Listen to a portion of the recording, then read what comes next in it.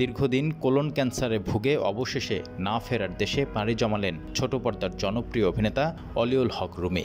দীর্ঘ এ পথ চলায় অভিনয় করেছেন অসংখ্য জনপ্রিয় নাটক এবং সিনেমায়। সোমবার ভোরে রাজধানীর একটি বেসরকারি হাসপাতালে চিকিৎসাধীন অবস্থায় মারা গেছেন তিনি। পারিবারিক সূত্রে জানা গেছে, প্রাথমিক চিকিৎসা করাতে অভিনেতাকে প্রথমে নেওয়া হয় ভারতের চেন্নাইয়ে। সেখানে চিকিৎসা শেষে রাজধানীর স্কয়ার হাসপাতালে চিকিৎসাধীন ছিলেন অভিনেতা। অভিনয় জীবনের ৩৩ বছর পার করেছেন জনপ্রিয় অভিনেতা অলিউল হক রুমি। তার অভিনয় নৈপুণ্য দর্শকদের মুগ্ধ করে চলেছে দিনের পর দিন। পর্দায় তার উপস্থিতি যেন বাড়তি আনন্দ দিত দর্শকদের।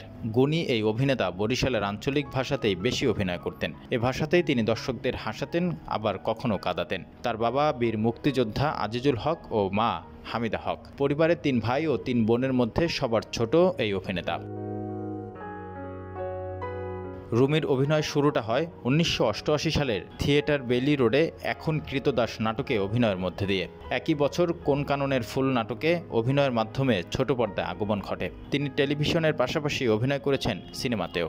২০০৯ সালে দরিয়াপাড়ের দৌলতি চলচ্চিত্রে অভিনয়ের মাধ্যমে বড় পর্দায় অভিষেক হয় এই গুণী অভিনেতার।